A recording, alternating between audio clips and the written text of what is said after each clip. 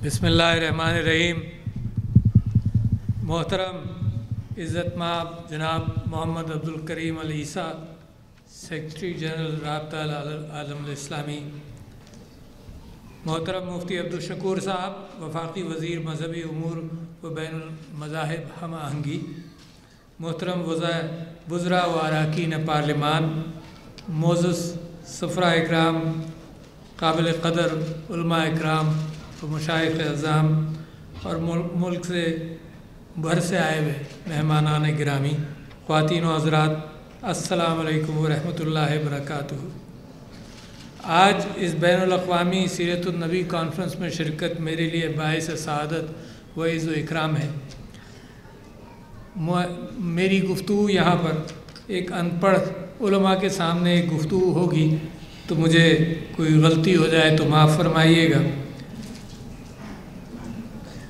हम सारी ज़िंदगी रूहानी तौर पर हुज़ूर अकरम सल्लल्लाहु अलैहि वसल्लम की उसवा-ए हसना से उनके वाक़यात सुनकर और मुस्तफ़ीज़ होते रहते हैं, मगर जनाब अब्दुल करीम अल ईसा साहब ने एक बात बयान फरमाई कि तारीख़ के अंदर सबसे ज़्यादा अगर तहक़ीक़ हुई है, अगर किताबें लिखी गई हैं, लोगों को कुछ बताया गया है, तो हुज़ूर अकरम सल्लल्लाहु अलैहि वसल्लम की ज़िंदगी से लाखों उलमा ने लिखा है, लाखों उलमा ने ज़िंदगियाँ गुजार दी। तो इस छोटी सी महफ़िल के अंदर इम्कान इस बात का नहीं है कि उस बात पर कोई मुकम्मल बात की जा सके या थोड़ा सा उसका हिस्सा भी आपके सामने रखे। मैं समझता हूँ माह रबीउल अव्वल अज़ीम महीना है, जिसमें इमामुल अंबिया फ़ख्र मौजूदात हज़रत मोहम्मद सल्लल्लाहु अलैहि वसल्लम की सआदत हुई। वो रहमत बन कर आए और नूर हक़ फैलाया और कुफ्र बातिल के अंधेरे मिट गए। ये अल्लाह ताला की बड़ी अजीम नेमत है इंसानों के लिए, और मैं समझता हूँ इससे बड़ी कोई नेमत नहीं हो सकती। आज के मौजू के हवाले से मैं समझता हूँ कि यहाँ पर ख़वातीन भी माशाअल्लाह तशरीफ़ फरमा हैं, और इस वजह से बड़ी अहमियत कि क्योंकि मौजू जो है माशरे की अखलाक़ियात, इस्लाह व तरबियत, तो तरबियत के अंदर मेरी बहनों और माओं का जो हिस्सा है वो कभी कभी ख़ानदान के अंदर हम इसको भूल जाते हैं। सबसे ज़्यादा वक्त माँ बच्चों के साथ गुजारती है, और लिहाजा उसका असर एक कौम की तब्दीली के अंदर एक बहुत बुनियादी असर है। तो मैं उनको खुशामदीद कहता हूँ बिलखुसूस। और मैं हुज़ूर अकरम सल्लल्लाहु अलैहि वसल्लम की ज़िंदगी के एतबार से ये समझता हूँ कि अखलाक़ियात ही वो चीज़ है जो इंसानी माशरे के अंदर एक रब्त पैदा करती है, जो मेरा और आपका ताल्लुक़ बयान करती है और जिसकी बुनियाद बनती है। मैं ये भी जानता हूँ कि जितना अच्छा कोई आलिम हो, अगर सख्ती से लोगों से बात करेगा तो दूरी पैदा करेगा, और कोई शफ़ीक़ हो तो उसकी बात के अंदर बड़ा गहरा असर है। ये हैं अखलाक़ियात। और इसके अंदर अगर हुज़ूर अकरम सल्लल्लाहु अलैहि वसल्लम की ज़िंदगी के अंदर मैं देखता हूँ तो एक कैफ़ियत ये कि इतना बड़ा नबी, अल्लाह की महबूब तरीन शख्सियत, और उसके अंदर इनकिसारी बदरजहा इतनी थी जो मैं और आप कभी उसको हासिल नहीं कर सकते। उनके ऊपर पत्थर मारे गए तो उन्होंने दरगुज़र किया। बहुत ही अजीम शख्सियत, मगर हर काम के अंदर हिस्सा लिया, कभी कोई बड़ाई नहीं। और यही तरबियत फिर खुलफ़ाए राशिदीन की हुई। वो मशहूर वाक़या हज़रत उमर का यरूशलेम जाते हुए कि ग़ुलाम और वो ऊँट के ऊपर सामान था, तो ये नहीं हो सकता था कि दो आदमी सवार हो जाएं, तो एक बारी बारी चल कर जाते थे, बारी बारी बैठते थे उसके ऊपर। तो बहुत बड़ी बात, वहाँ जब यरूशलेम पहुँचे तो लोग इंतज़ार कर रहे थे कि पता बहुत बड़ा बादशाह आएगा, उसके साथ इतने लोग होंगे। ये है वो इंकिसारी, ये है वो इंसानियत जो इंसानों के दिलों में असर करती है। बात वो ये गुरूर तकब्बुर नहीं, अल्लाह को भी पसंद नहीं है, बल्कि वो दरगुज़र की कैफ़ियत है जो मेरे नबी सल्लल्लाहु अलैहि वसल्लम की थी, और जिनसे इंकिसारी हम फ़ख्र, गुस्सा, अपना मुकाम छोटों के मुकाबले में मुख्तलिफ रखते हैं। तो इसमें तो अल्लाह ने मेरे नबी को भी कुरान के अंदर वो हिदायत फरमाई जो मेरे नबी से फिर हम सब की ज़िंदगियों का उसूल बनना चाहिए। तो मैं ये बहुत बड़ी बात मैं आपसे कर रहा हूँ, क्योंकि मैंने ऐसा देखा है कि जो इल्म हासिल कर लेता है, चाहे मज़हब का इल्म हो या दुनिया का इल्म हो, या डॉक्टर बन जाता है, तो बजाय उसके कि उसका वो पेड़ झुके وہ پیڑ اور اکڑ کر کھڑا ہو جاتا ہے۔ تو یہ میرے لیے اور میں سمجھتا ہوں ہر انسان کے لیے ایک بنیادی میرے نبی صلی اللہ علیہ وسلم کی زندگی سے جو بات آتی ہے وہ ہم کو اپنانا چاہیے۔ دوسری بات سچائی اور امانت داری ہے۔ میں یہاں پر مفتی عبدالشکور صاحب نے جو کرپشن کے حوالے سے بھی بات کی وہ، اور اس کے علاوہ میرے نبی کا سب سے پہلا پیغام ہی یہ تھا کہ اگر اس پہاڑی کے پیچھے میں تم سے کہوں کہ ایک فوج موجود ہے تو تم یقین کرو گے؟ تو لوگوں نے اس وجہ سے یقین کیا کہ میرے نبی صلی اللہ علیہ وسلم سچے تھے اور امین تھے۔ دو چیزیں ہیں بنیادی طور پر۔ جو آدمی بھی راستہ کسی کو دکھائے اس کے اندر سچائی اور امانت داری بنیاد بنتی ہے، اور اگر یقین فرض کرو یہ خیال ہو جائے کہ جھوٹ بھی بول سکتا ہے تو اس کا راستہ کون اپنائے گا؟ ممکن ہے یہ کہے کہ باغ کی طرف جا رہے ہیں اور گڑھے کی طرف وہ دھکا دے دے۔ تو اس وجہ سے سچائی اور امانت داری جو ہے وہ بنیاد بنتی ہے اسلامی معاشرے کی، اور امانت داری خاص طور پر بنیاد بنتی ہے۔ اور اس کے اندر حضرت آپ یہ دیکھیے کہ میرے نبی صلی اللہ علیہ وسلم نے اتنی مضبوط ٹیم بنائی جس نے اپنی زندگیوں کے اندر بار بار یہ دکھایا کہ اقدار کیا ہوتی ہیں اسلامی معاشرے کی۔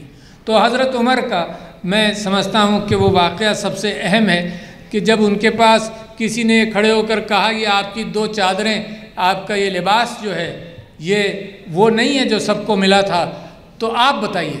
تو اس کے اندر ایک بات ذہن نشین کر لیجئے کہ آدمی کے اوپر جرم ثابت کرنا سارے کرائمز کے اندر بالکل صحیح کہ ثابت کرنا پڑے گا کہ اس نے یہ حرکت کی، مگر کرپشن کے معاملے میں اور فائنینشیل کرپشن کے معاملے میں اور آج کل کے قوانین کے اعتبار سے جو دنیا نے آج اپنائے ہیں، اور میں نام لیتا ہوں یہ جو سوئس السٹ ایسٹس ایکٹ ہے مثال کے طور پر، ان ایکسپلینڈ ویلتھ آرڈر ہے برطانیہ کا، اس کے اندر فائنینشیل کرپشن کے اندر یہ طریقہ ہے کہ اگر تمہارے پاس کوئی اثاثہ ہے تو وہ ریاست نے ثابت نہیں کرنا کہ کہاں سے آیا، کیونکہ اس میں کلیوزو کرائم ہوتا ہے۔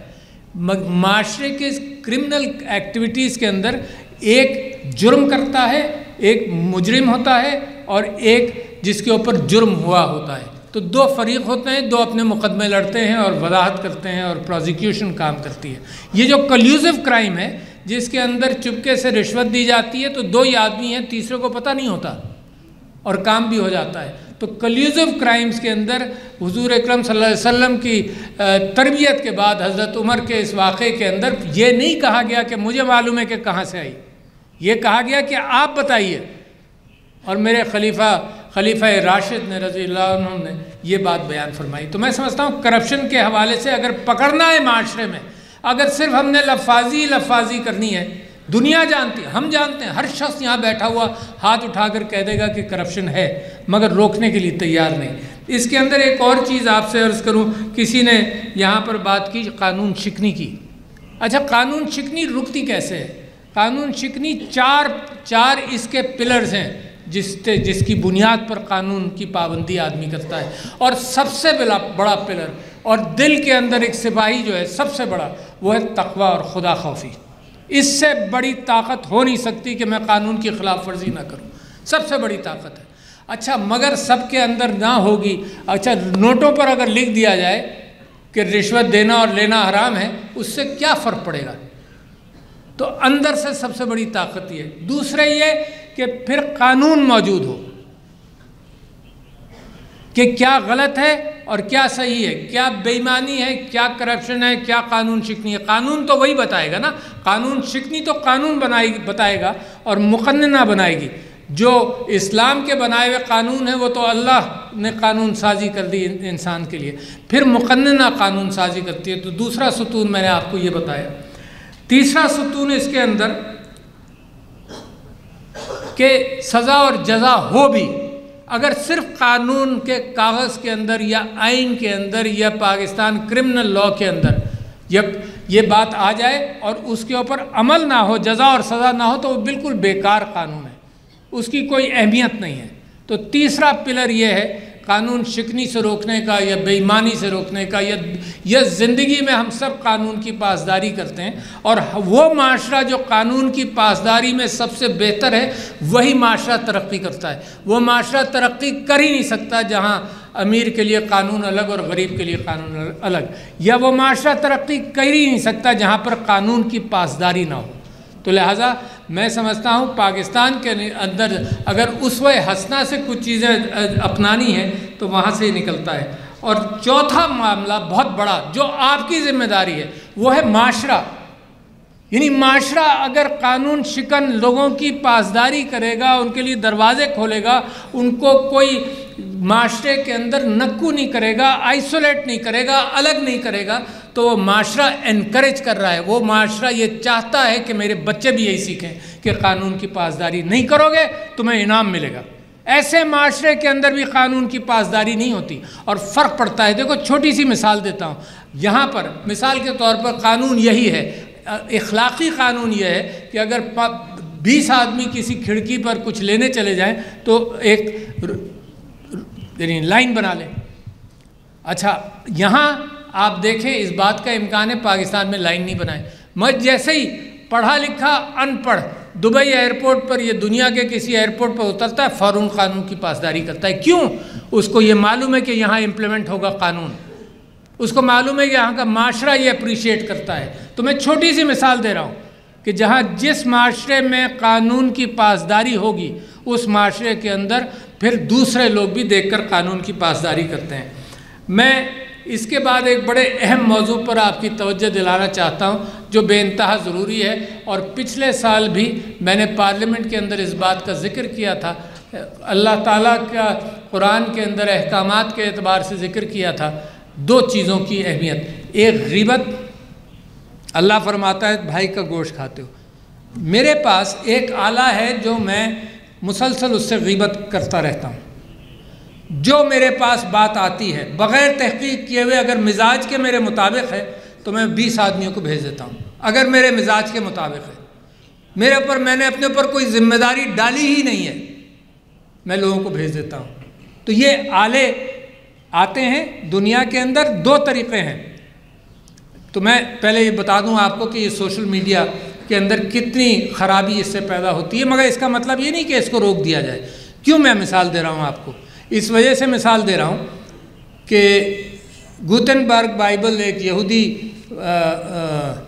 نے پرنٹنگ پریس ایجاد کیا، چھاپنا ایجاد کیا 13ویں 14ویں صدی میں۔ مسلمانوں نے کہا کہ یہ پریس جو ہے اس سے برائی اور خرابی پیدا ہوگی۔ 300 سال کسی مسلمان نے پرنٹنگ پریس نہیں کھولا، 300 سال۔ 1726 میں پہلی مرتبہ ایک مسلمان نے استنبول میں پرنٹنگ پریس شروع کیا۔ تو مسلمان کبھی کبھی گھبرا جاتا ہے چیزوں سے، وہ کہتا ہے کہ یہ جو علم ہے اس کے اندر خامی ہے، اس علم کو حاصل ہی نہیں کرنا۔ آپ پاکستان کے باسی سب لوگ، سر سید احمد خان نے کوشش نہ کی ہوتی تو ہمارے یہاں بھی علم کی فراوانی کے اعتبار سے مسلمان اندر علم کے بغیر رہنے کی کوشش کرتا رہتا، ڈرتا ہے۔ لاؤڈ سپیکر آیا اس سے پریشان ہوا، ٹی وی آیا ٹی وی سے پریشان ہوا، اور آج یہ بھی کیفیت ہے کہ ہماری عدالتوں نے 2 سال کے لیے یوٹیوب بھی بند کر کے دیکھ لیا۔ اس کے پیچھے بھی پڑھ کر مثال کے طور پر یہ اس کی خصلت کو پہچان لیں اور اپنے معاشرے میں تربیت کریں لوگوں کی کہ اس کی برائیوں کو پہچان کر اس سے دور رہو، یہی کرنا پڑے گا۔ یہ چیز واپس نہیں جاتی، یہ جن بوتل سے نکل گیا یہ واپس نہیں جاتا۔ 95% اس سے اچھائی ہے، 5% جو ہر چیز کے اندر اچھائی اور برائی، گاڑی کے اندر اچھائی برائی ہے، تیزی سے آپ چلائیے وہ جا کر ٹکرا جائے گی۔ تو ہر نئی سائنسی تحقیق کے ساتھ، چاہے وہ ایٹم بم ہو، چاہے وہ نیوکلیئر فزکس ہو، اس کے اندر اچھائی برائی ہے۔ تو انسان ترازو خود بنا ہے کہ اچھا کیا اور برا کیا۔ تو میں سمجھتا ہوں کہ اس معاملے کے اندر ہم نے اپنے بچوں کی تربیت کرنی ہے کہ اچھا برا پہچانو، ایک، اور فاسق کی خبر میں نے پچھلے سال پارلیمنٹ کے اندر وہ اللہ تعالیٰ نے کی جو صورت ہے وہ بھی اس کا سیاق و سباق بھی وہاں بیان فرمایا کہ فاسق کی خبر کی تحقیق کر لو، کیونکہ فاسق کی خبر کا سب سے بڑا خمیازہ مسلمان نے خود بھگتا ہے۔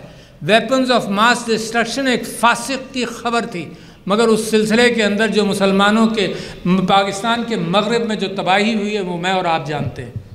لاکھوں افراد شہید ہوئے، لاکھوں سارا جو مشرق وسطیٰ ہے اس کے اندر تباہی ہوئی. تو یہ میں آپ کے سامنے بات رکھ رہا تھا. میں مشکور ہوں عزت مآب محمد عبدالکریم العیسیٰ کا کہ انہوں نے طہارت کی طرف بھی نشاندہی کی. نصف ایمان ہے. اور فرمایا، یہ ایک حدیث بتائی کہ حضور اکرم صلی اللہ علیہ وسلم کا آخری جو فعل تھا وہ مسواک تھا. اور میں تو اس کو بڑا عام کرنے کی کوشش کرتا ہوں کہ طہارت سے پاکستان کے اندر بیماریاں رکیں گی بہت ساری. 22 احادیث ہیں تقریباً مسواک کے اوپر. اچھا، اور جب یہ کووڈ نہیں آیا تھا تب میں نے لوگوں سے کہا تھا اسلامک آئیڈیالوجی کونسل کے ذریعے کہ ہاتھ دھونا بہت بڑا کام ہے جس کی وجہ سے کمیونیکیبل ڈیزیزز کم ہو جاتی ہیں. اور کووڈ میں آپ نے دیکھا پھر وہ کمپلسری ہو گیا. ہم نے اس سے 6 مہینے پہلے گفتگو کی تھی اور میرے نبی صلی اللہ علیہ وسلم نے 1400 سال پہلے کی تھی کہ جی طہارت صفائی نصف ایمان ہے. اسی لیے نصف ایمان ہے. گیسٹرو انٹسٹائنل ڈیزیزز یہ سب کچھ طہارت سے. تو میں سمجھتا ہوں کہ روحانی طہارت اور جسمانی طہارت، روحانی طہارت کے اوپر میں تھوڑی سی گفتگو اس کے بعد کر لوں گا. میں یہ سمجھتا ہوں کہ جو اسوہ حسنہ کے اعتبار سے بڑی اہم چیز ہے وہ غریب کی قدر کرنا، یتامہ کی قدر کرنا سمبولک ہے. میرے نبی صلی اللہ علیہ وسلم عید کی نماز پڑھانے جا رہے تھے تو ایک بچہ روتا ہوا نظر آیا. تو میں پوچھا کیا ہو تم کو؟ اس نے کہا جی بچوں نے سب میرے دوستوں نے نماز بھی پڑھنے گئے اور صاف کپڑے پہنے، میں یتیم ہوں، میرا باپ نہیں ہے تو میں یہیں پر ہوں. تو حضور اس کو پہلے گھر لے گئے، نماز کھڑی رہی، گھر لے گئے، نہلوایا، کپڑے پہنوائے اور پھر اس کے بعد گئے. تو یہ ہے فکر. کوئی معاشرہ ترقی نہیں کر سکتا جب تک غریب کی فکر نہیں کرے گا. اور جن معاشروں نے غریب کی فکر کی ہے، پاورٹی ایلیویشن اگر چائنا میں ہوا ہے تو انہوں نے جناب کتنی بڑی قوم بن کر ابھرے. تو لہٰذا میرے نبی کا اور اسلام کا بنیادی پیغام یہ ہے کہ کمزوروں کی فکر کرو، غریب کی، یتامہ کی. قرآن کی آیات موجود ہیں. حضور اکرم صلی اللہ علیہ وسلم جب ان کو خیال تھا کہ اللہ مجھے بھول گیا تو اللہ تعالیٰ نے پھر یاد دلایا کہ تم جب یتیم تھے تو ہم نے تمہیں نہیں پالا اس کو اور تمہیں راہ نہیں دکھائی. تو لہٰذا یہ اسلامی اصولوں کی بنیاد ہے کہ کمزور کی فکر کرو. میرے نبی صلی اللہ علیہ وسلم نے عورت کو جو مقام دیا وہ دنیا نے 1200 سال بعد دیا. میرے اللہ سبحانہ و تعالیٰ نے جو عورت کو وراثت دی، آپ کو یہ بتانا چاہتا ہوں کہ مغرب کے اندر 19-20ویں صدی کے شروع تک یہ بات تھی کہ عورت مرد کی ملکیت ہے، اس کی کمائی مرد کی کمائی ہے، اس کی وراثت کوئی نہیں ہے، جو کچھ وہ جمع کر لے گی وہ اس کے مرد کا ہے. اور میرے نبی صلی اللہ علیہ وسلم نے، اللہ سبحانہ و تعالیٰ نے عورت کو وراثت دی. تو دیکھیں اسلام اور مسلمان کے لیے راستہ کھلا 1400-1500 سال بعد. ہم نے جو اپنے نبی صلی اللہ علیہ وسلم کو جو راستہ چھوڑا ہے تو اس کی وجہ سے مسلمان زوال پذیر ہوا.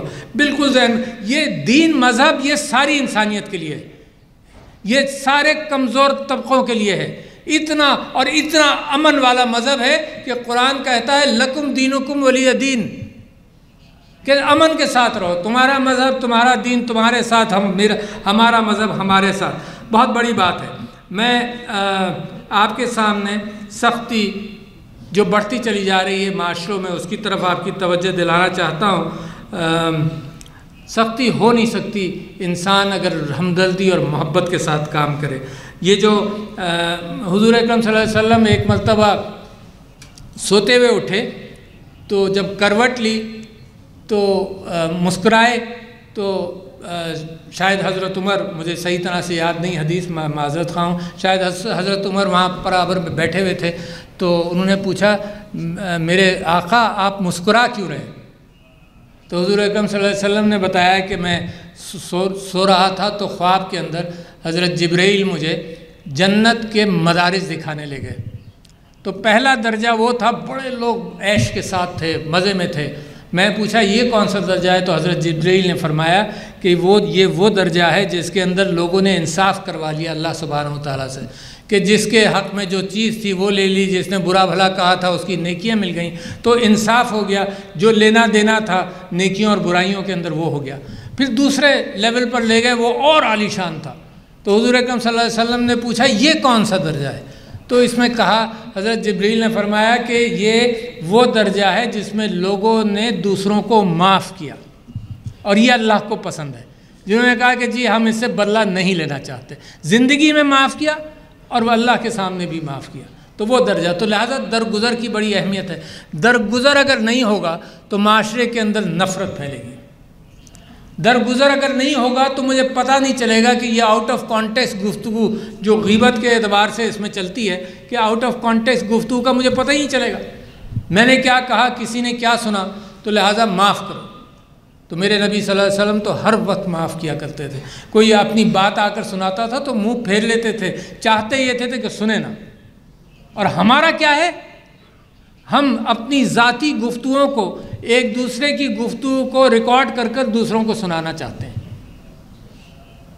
میں یہ جانتا ہوں کہ پرائیویسی کا حال تو یہ تھا، شاید حضرت عمر کے خلافت کا زمانہ تھا کہ وہ ایک دروازہ کھٹکھٹایا، پرائیویسی کی بات کر رہا ہوں، دروازہ کھٹکھٹایا، اندر سے کچھ آوازیں آ رہی تھیں، بغیر اجازت کے 2-3 مرتبہ کھٹکھٹایا، بغیر اجازت کے اندر گئے، تو کچھ لوگ وہاں پر شراب نوشی کر رہے تھے، مگر حضرت عمر کو خیال آیا کہ میں نے پرائیویسی انکروچ کی، فوراً باہر آئے، دروازہ بند کیا اور کوئی کسی کے اوپر سزا نہیں ڈالی۔ کیوں؟ کیونکہ وہ پرائیویٹ چیز تھی۔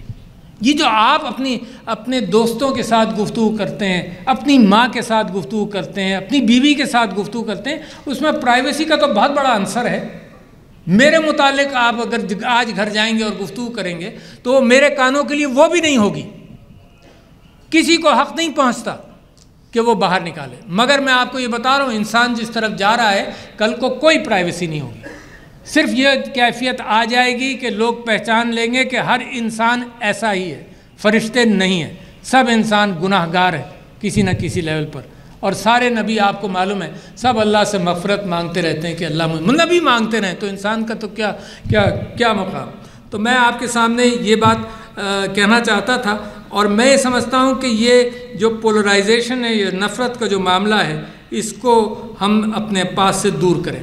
اور میں اسمبلی میں بھی بات کی تھی، میں آپ کے سامنے، آپ کی سمع خراشی ہوگی، مگر ایک بات رکھوں کہ جن لوگوں نے میرے نبی صلی اللہ علیہ وسلم کی محبت کے حوالے سے ڈوب کر محبت کا پیغام دیا، تو یہ بھی یاد رکھیے کہ ہندوستان میں اگر اسلام زیادہ پھیلا تو زیادہ پھیلنے میں وہ محبت کا پیغام بھی تھا۔ یہاں تو تلوار کے ذریعے تو کچھ بھی نہیں آیا نا، محبت کا پیغام تھا۔ رومی نے حضور اکرم صلی اللہ علیہ وسلم کی محبت میں سرشار یہ بات رکھی، محبت کے حوالے سے یہ بات رکھی کہ نبی کا پیغام یہ ہے کہ اپنے آپ سے بھی محبت کرو، اپنے دل کا آئینہ صاف۔ پہلے 8 درجے میں نے جو پڑھا تو مجھے اندازہ ہوا کہ رومی نے 8 درجے بتائے انسان سے محبت کے، اور میرے نبی کے حوالے سے بتائے اور اللہ کے حوالے سے بتائے۔ تو اس نے کہا کہ سب سے پہلے اپنا دل صاف کرو، دل کا آئینہ صاف کرو، تمہیں نظر آئے اپنے عیب نظر آئیں، ان کو ٹھیک کرو، تزکیہ نفس کرو، اپنے آپ کو صاف کرو تو تمہیں دنیا نظر آئے گی اچھی طرح سے۔ پھر اس کے بعد کیا کرو؟ پھر اس کے بعد یہ کہ اپنے گھر میں محبت کرو، اور گھر میں محبت کا مطلب یہ نہیں ہے کہ پیسہ کما کر گھر میں لاؤ۔ اپنے گھر سے محبت کرنے کا مطلب یہ ہے کہ اپنے بچوں کو اگلی دنیا کے لیے، اگلے راستوں کے لیے، جب تم زندہ نہیں ہوگے اس وقت کے لیے، اچھائی کے لیے تیار کرو۔ اپنے گھر سے محبت، سب سے بڑی محبت اپنی اولاد کے ساتھ یہی ہے کہ اچھا اخلاق آ جائے اس کو۔ مال و دولت محبت نہیں ہے، آزمائش ہے، اخلاق محبت ہے۔ تو اپنے گھر سے محبت کرو۔ پھر تیسرے یہ کہ اپنے پڑوسیوں سے محبت کرو، 40 پڑوسی تک، 40 مکانوں تک محبت کرو، تیسرا درجہ۔ چوتھا یہ کہ پھر اپنی قوم اور وطن سے محبت کرو، مگر قوم اور وطن سے محبت اس لیے نہیں کہ دوسروں کے ساتھ تم نفرت کرو۔ قوم اور وطن سے محبت یہ کہ اپنی قوم کو اٹھاؤ، قوم کی تربیت کرو۔ اور میں آج آپ سے پاکستان کے لیے یہی بھیک مانگنے آیا ہوں کہ اپنی قوم سے محبت کرو۔ 5واں درجہ پھر رومی کہتا ہے پھر انسانیت کے ساتھ محبت کرو۔ بڑی بات، یہ میرے نبی کے راستے کی محبتیں ہیں، انسانیت سے محبت کرو۔ یہ جو جنگیں آپ دیکھ رہے ہیں جس میں قتال ہوتا ہے، جس میں برا لاکھوں کروڑوں کو مار دیتے ہیں، پہلی جنگ عظیم، دوسرے جنگ عظیم، یورپ کی جنگیں، 30 سال کی جنگ، 100 سال کی جنگ، یہ جو جنگیں ہیں یہ انسانیت کے ساتھ محبت نہیں ہے۔ تو پانچویں چیز جو رومی کہتا ہے وہ انسانیت کے ساتھ محبت، نرمی کرو لوگوں کے ساتھ، نفرتیں نہیں، انسانیت کے ساتھ محبت کرو۔ چھٹی چیز جو آج کل انوائرمنٹ کے اعتبار سے اہمیت ہے، میرے نبی صلی اللہ علیہ وسلم کہتے تھے کہ پانی احتیاط سے استعمال کرو۔ اگر وضو کرنے بھی جا رہے ہو تو دریا کے ساتھ بھی پانی احتیاط۔ یہ کیا ہے؟ یہ پانی کے ساتھ محبت، یہ اللہ کی بنائی ہوئی چیزوں سے، ہر چیز سے، چاہے جاندار ہو چاہے بے جان ہو۔ آپ دیکھ رہے ہیں آج کل انوائرمنٹ، کاربن ڈائی آکسائڈ، گلوبل وارمنگ، یہ کیا ہے کہ یہ ہم نے دنیا کے ساتھ، اللہ کی بنائی ہوئی کائنات کے ساتھ، اللہ کی بنائی ہوئی چیزوں کے ساتھ جب محبت نہیں کی تو ہم وہاں پہنچے۔ تو لہٰذا اللہ کی پھر ساتویں چیز یہ ہے کہ میرے نبی صلی اللہ علیہ وسلم سے محبت کرو۔ کیا بات ہے! یعنی یہ سارے راستے اسی نے دکھائے، اس کی محبت میں کائنات بنی۔ تو میرے نبی صلی اللہ علیہ وسلم سے محبت کرو اور پھر تمہارا راستہ کھلتا ہے اللہ سے محبت کا۔ تو یہ جو 8 مدارج ہیں، میں سمجھتا ہوں کہ یہ بڑے اہم ہیں میرے لیے ایک محبت کی فضا پیدا کرنے کے اعتبار سے۔ اور دنیا آج کس چیز کی تلاش میں ہے؟ دنیا کے اندر انسانی تعلقات ویسٹڈ انٹرسٹ پر ہیں، ایکسپلائٹیشن پر ہیں، لوٹ مار پر ہیں، قوموں کو دبانے پر ہیں، قوموں کے ساتھ وہ نظام رائج کرنے پر ہے جس میں قوموں کا ایکسپلائٹیشن ہو۔ تو دنیا آج مانگتی ہے اقدار کی سیاست، ورلڈ گلوبل آرڈر جس میں انصاف بھی ہو اور اقدار بھی ہوں، اور کسی کے پاس وہ نسخہ نہیں ہے جو نسخہ میرے نبی صلی اللہ علیہ وسلم نے دیا، کسی کے پاس نہیں۔ دنیا آپ سے مانگ رہی ہے، مگر آپ پہلے اپنے وطنوں کے اندر تو کریں۔ صرف کلیم چند لوگوں کا، چند علماء کا، ایک مائنورٹی کا کلیم باتوں پر دنیا مطمئن نہیں ہوتی، کردار پر اور عمل پر ہوتی ہے۔ تو لہٰذا دنیا جو چیز مانگ رہی ہے وہ آپ کے پاس ہے، آپ اگر دینے کو لیے تیار ہیں، آپ اگر اپنے اوپر پہلے لاگو کریں گے پھر آپ دیں گے۔ اور مجھے اس وجہ سے یقین ہے کہ میں سمجھتا ہوں کہ میں اپنے نبی کا راستہ اگر چن لوں صلی اللہ علیہ وسلم تو مجھے یقین ہے، میرا ایمان ہے، میں آخری بات آپ سے، میرا ایمان ہے کہ پاکستان کو دنیا کی طاقتور ترین ریاست بننے سے کوئی روک نہیں سکتا، اتنی مضبوط یہ اسوہ حسنہ ہے۔ تو یہ میں آپ کے ساتھ اپیل کر رہا ہوں کہ اپنے آپ کو اگر ہم بدلنا شروع کریں اسے محبتوں کے ساتھ، تو دنیا، پاکستان پہلے بدلے گا اور دنیا بعد میں بدلے گی۔ شکریہ خواتین و حضرات، السلام علیکم۔